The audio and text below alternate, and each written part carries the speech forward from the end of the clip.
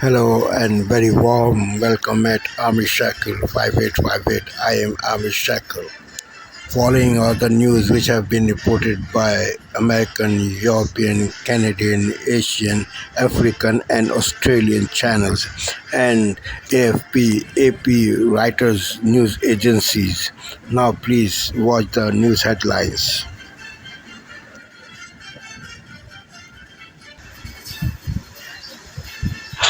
Tonight, breaking news, Jeffrey Epstein's survivors in front of the cameras and what they're demanding. They want the Epstein files released, many talking for the first time, and what they describe, what they say happened to them. And their message tonight from President Trump, who at the White House today called this a hoax. And tonight, what many of the victims told our Lindsay Davis about the Department of Justice talking with Ghislaine Maxwell and then moving her from that federal prison to a more favorable facility. Also breaking tonight, there's been a deadly accident involving a streetcar, a popular tourist destination. At least 15 people dead tonight, many more injured. Witnesses say the streetcar appeared to be out of control.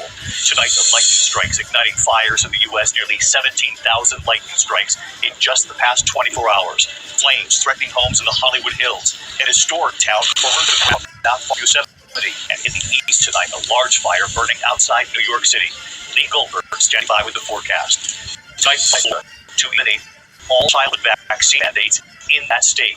You can hear the medical experts who the very case to suspect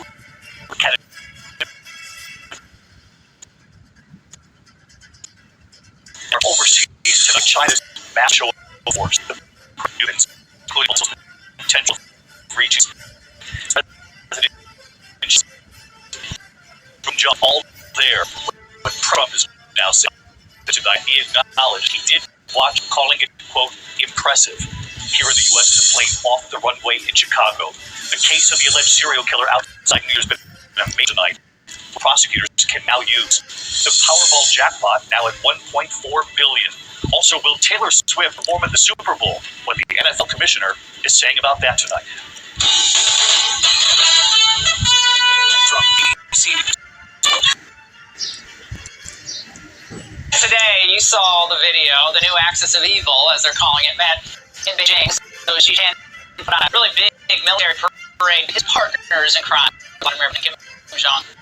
Now he was showing off some new weaponry, some laser weapons, nuclear ballistic missiles, robotic wolves. The day ended apparently with a musical gala, because what dictator doesn't love song, dance, and poetry? Meanwhile, President Trump is not in the partying mood and posted a message for the three amigos. His words as they expire against the United States. They were hoping I was watching, and I was watching. My relationship with all of them is very good. We're going to find out how good we could be helped China very much, as you know, when they talk about freedom. And I don't believe that, and maybe I'm wrong, I hope I'm wrong, but I believe that China to gain its freedom. But perhaps that was just that was a sleight of hand. And if he seems ticked off at Xi, it appears he's even more upset with Putin. I have no message to President Putin. He knows that, and he'll make a decision one way or the other. Whatever his decision is, we'll either be happy about it or unhappy. And if we're unhappy about it, you'll see it happen. To react to all of this, Victoria Coates, Heritage Foundation's foreign policy advisor. She was also Deputy National Security Advisor in Trump 1. Victoria, look, it's obvious what's going on here. I see the Trump tariffs playing it really hard. We see slowdowns, manufacturing slowdowns. Russia is feeling the famous ongoing war. They're trying to band together to box out the United States now under Donald Trump. This work. Well, Laura, good to be with you. I was doing some math earlier, which isn't the easiest thing for me, but I was trying to total up the GDPs that were represented in Beijing Day, which was Kazakhstan, it was Russia, it was Belarus, it was North Korea, it was China, and they came in, if I gave them the benefit of the doubt, at about 22 trillion, 19 of which is China. And then I was thinking about the net worth that was represented in the Oval Office a couple of weeks ago with the president between the EU, the UK, and the United States, and that's north of 50 trillion. So I think those are the numbers that count, that you have dominance in the economic sphere by the United States. As you said, both China and Russia are hurting. I think that is leverage the president has kept over these past weeks, and that's what he's going to deploy if he has to. If Putin will be reasonable and make a reasonable deal to end the killing in Ukraine.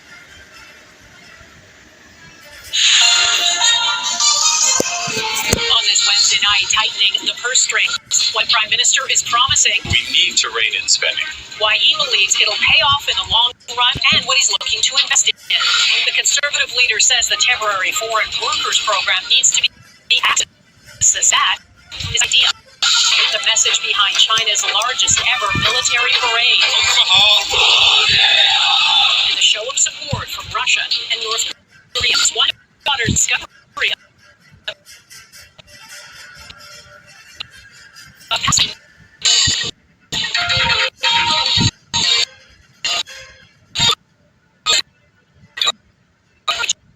still trade with the U.S., but can Prime Minister today, he and President Trump have been talking by phone. Mark Carney called it a good conversation, but seemed to lower expectations about the outcome. I last spoke to the president Monday evening. We spoke at length on a wide range of issues, including on trade, but geopolitical and other issues. Don't expect immediate white smoke on one of these strategic sectors, but that's the type of conversation that we're having. Carney, who is holding 2 days of meetings with his cabinet, also hinted at what is coming in his government's first federal budget this fall. Carney is looking at costs. Political correspondent in Toronto.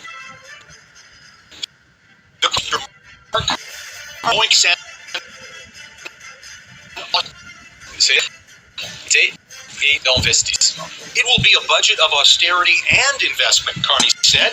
Investment to building can major projects be developed, but make no government to smaller.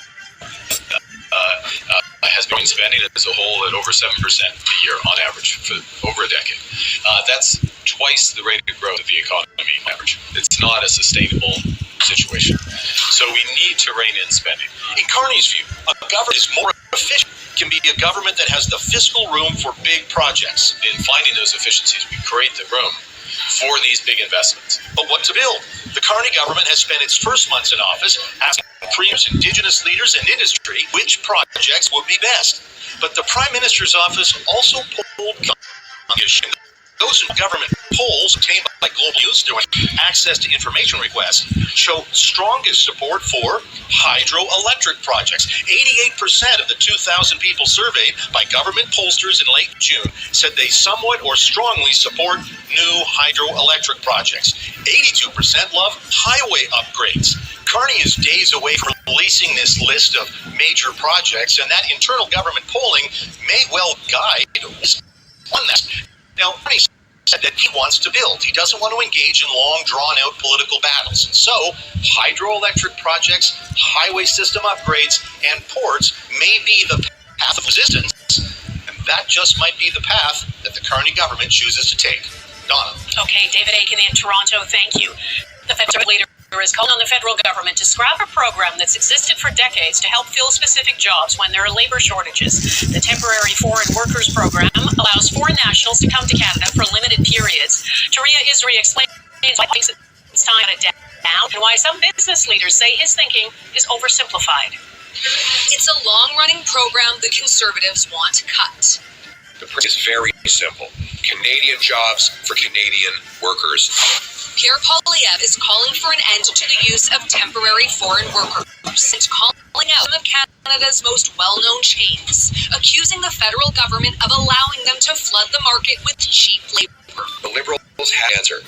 Why is it that they're shutting our own youth out of jobs and them with low-wage temporary foreign workers from poor countries who are ultimately being exploited? The program expanded under the Trudeau government and auto shortages.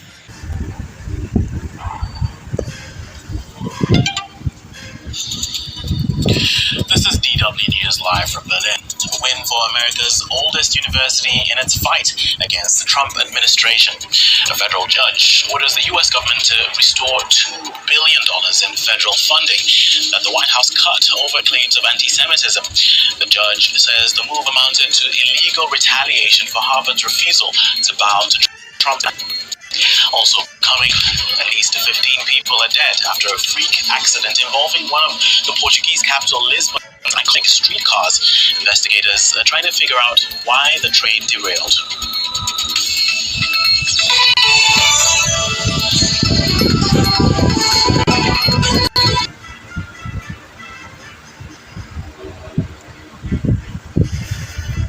This is Good afternoon.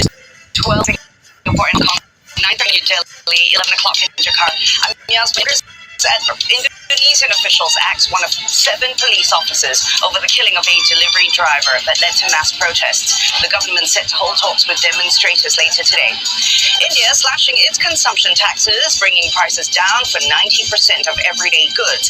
Prime Minister Narendra Modi hails it as a next-generation step to help citizens and boost economic growth. And a map with India on various areas of cooperation. Prime Minister Lawrence Wong says this is important as companies in Singapore are keen to seize opportunities offered by India, particularly in semiconductors.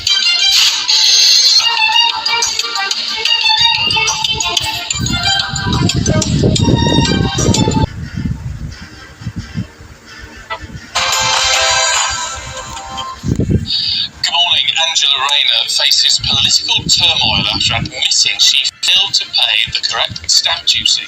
Well, she also used money from her disabled son's NHS compensation to buy her second home. Sir Keir Starmer vows to do everything he can to support his deputy. Has her position become untenable? what point did we become North Korea? Well, I think the Irish comedy writer found that out 2 days ago at Heathrow Airport. Nigel Farage takes aim at the British government over free speech as he testifies before the US House Judiciary Committee. At least 15 people, including foreign nationals, have died after the iconic Gloria funicular in Lisbon derailed and crashed yesterday evening. A further 18 have been taken to hospital. Crunch time for Ukraine. The Prime Minister and the French President Emmanuel Macron co-chair a meeting of the Coalition of the Willing today is to discuss security guarantees for Ukraine. It comes as Vladimir Putin has invited President Zelensky for face-to-face peace talks in Moscow. And sport this morning, well, in tennis, 7 weeks after the embarrassing double bagel, you know what that is, don't you? 6-love in the Wimbledon final. Amanda Anisimova turned the tables on Iga Swiatek at the US Open. West Ham's Lucas Paquetá could sue the FA over the collapse of his move to Manchester City. And question, is it really a good idea to use AI when you say goodbye to fans when you leave a football club? The answer's watch out for some heavy, thundery rain, which is going to affect a few of us through today. I'll have the details, so stick around. It's just on 6 o'clock. I'm Stephen Dixon. I'm Ellie Costello, and this is GB News Breakfast.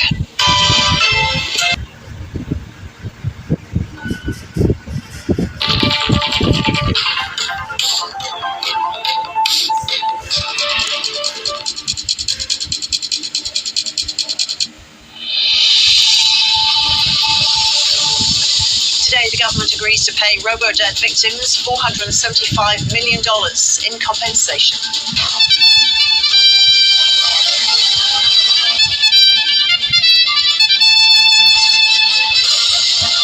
Chinese embassy plan to hold World War II commemorations in Parliament House blocked. Portuguese authorities working to identify the nationalities of 15 people killed in a railcar crash in Lisbon. And the government weighs up whether to legislate its 2035 emissions target.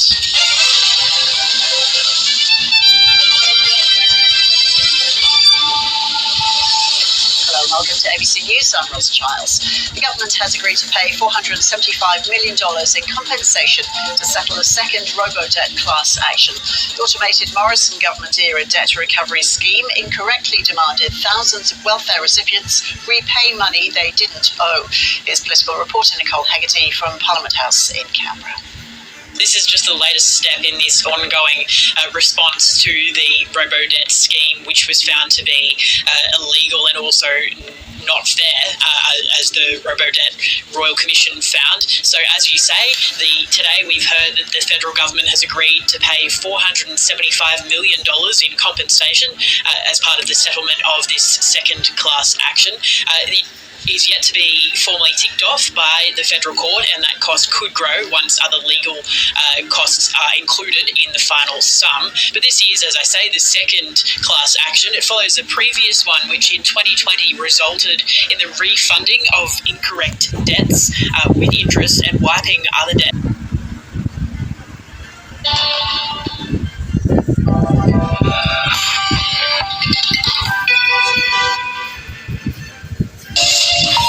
Good morning, I'm Oliver Ferry, and this is Daybreak. Volodymyr Zelensky is in Paris for a summit with Ukraine's allies that will focus on post-war security guarantees. But the Ukrainian president is circumspect about the prospects of peace, saying Vladimir Putin is not interested. 15 people are dead and 18 injured as one of Lisbon's famous funiculars derails and crashes into a building. Portuguese government declares Thursday a day of mourning as authorities try to determine the cause of the accident on the Elevador de Gloria that took place during the evening rush hour. Florida is to become the first US state to eliminate vaccine mandates. Governor Ron DeSantis says the move, which runs counter to establish scientific consensus on preventing contagious disease, will give parents more rights on medical decisions for their children. And coming up in the press review, the international press reacts to China's Victory Day celebrations.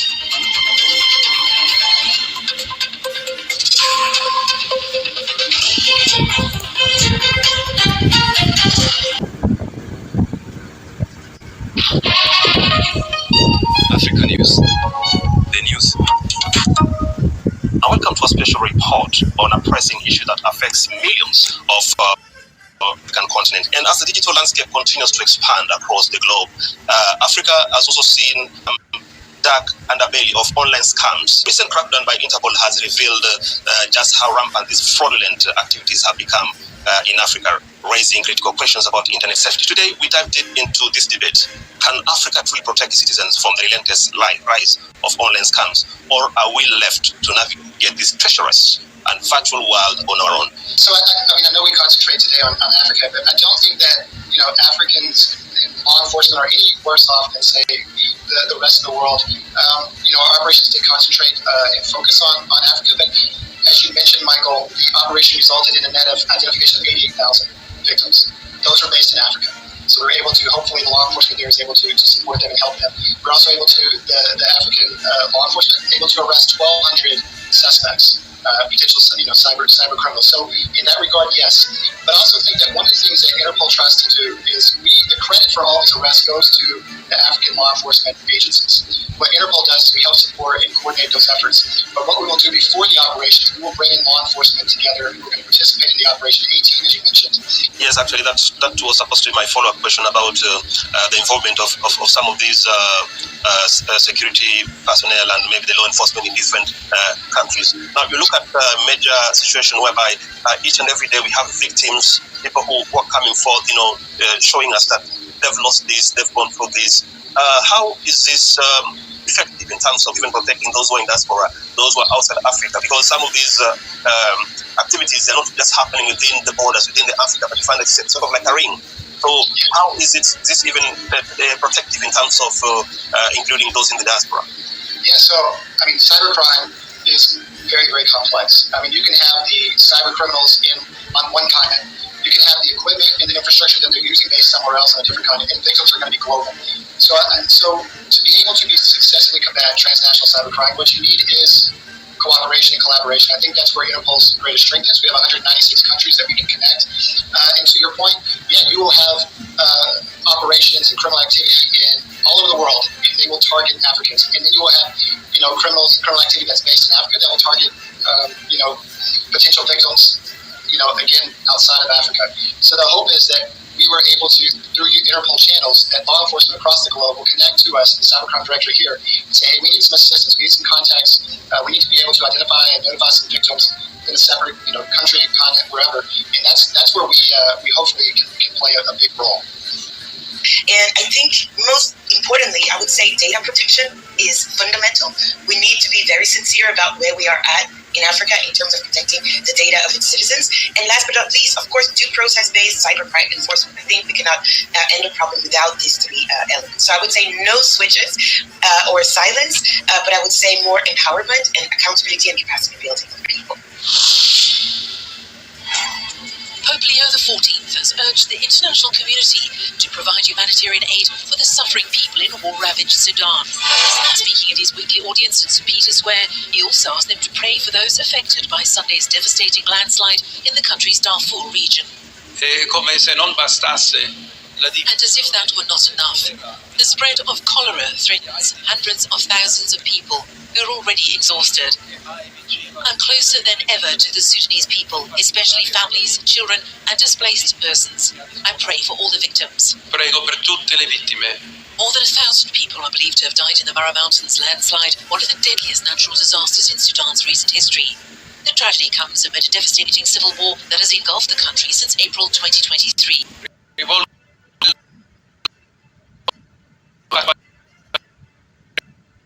community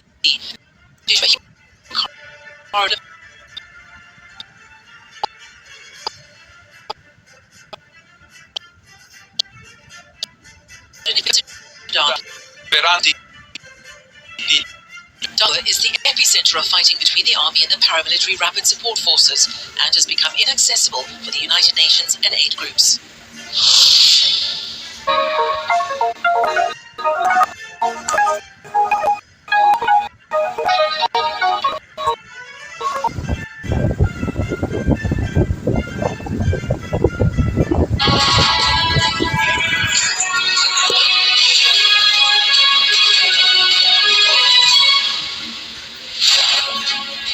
Good morning. It's 6 o'clock on breakfast today. The Foreign Office is in contact with Lisbon authorities after a deadly crash on a popular tourist attraction. Plus, the Tories demand HMRC investigate Angela Rayner's taxes amid calls for the Deputy Prime Minister to resign. It's Thursday, the 4th of September. Foreign nationals are reportedly among 15 people killed after one of Lisbon's iconic vernacular carriages derails and crashes. We hear from one family who used allegedly fake documents to get into Britain, raising serious questions about the UK's immigration system. Do you think abuse of the visa system is widespread with the use of fake documents? Of course, 100%.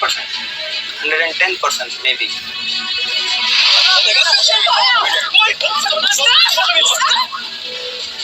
With Israel's finance minister pushing a plan to annex much of the occupied West Bank, Palestinian families tell us how they're facing daily harassment by settlers. And in sport, a record-breaking summer transfer window for clubs in the Premier League with over £3 billion spent.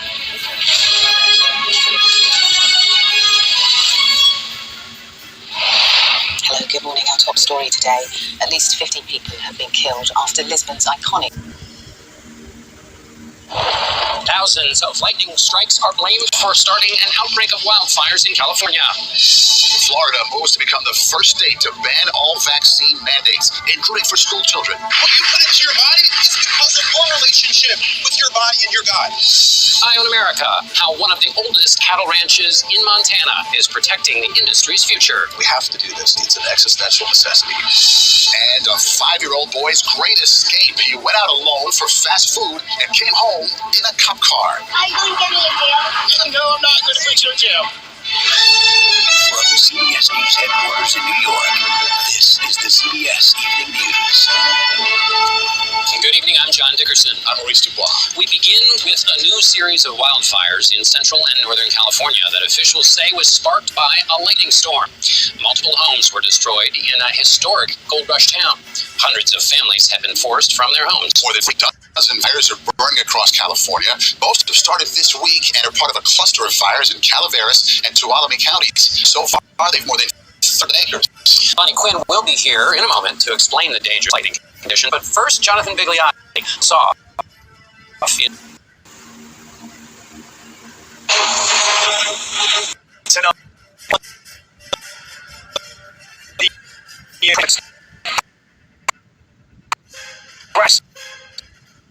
was trapped.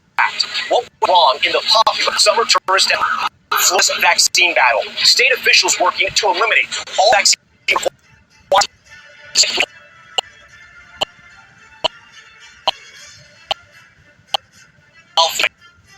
to contain those flames. The growing bipartisan calls on Capitol Hill for the Epstein files as survivors speak out in a powerful news conference with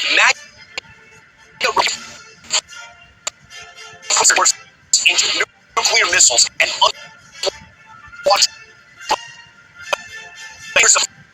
like moment and liver and the news.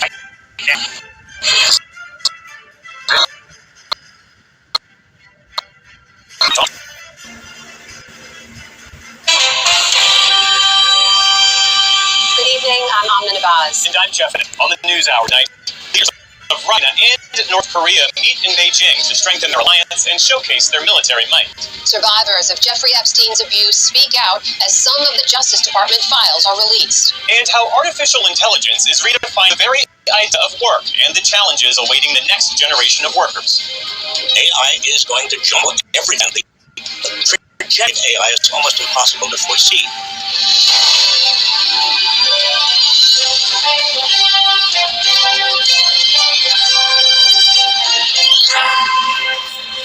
Major funding for the BDS News provide.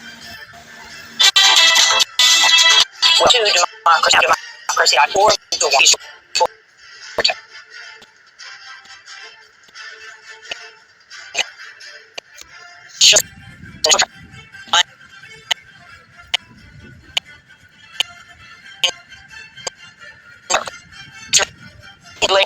for one people. On Tuesday, mourners gathered at Al-Shifa Hospital in Gaza City to hold prayers for those killed in Israeli strikes. They had gone out to get clothes. We fled our homes with nothing.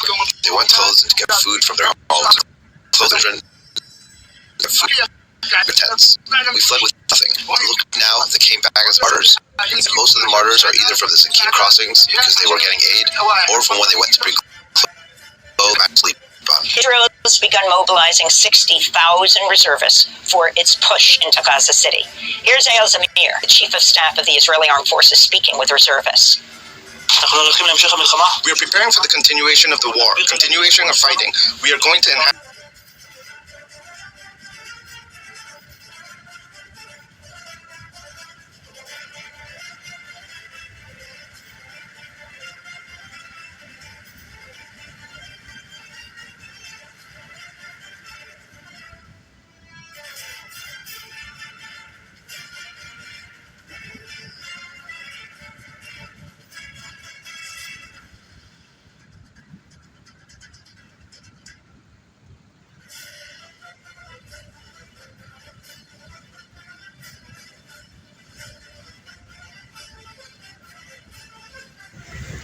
Thank you for watching Amish Shakil 5858. I am Amish Shakil.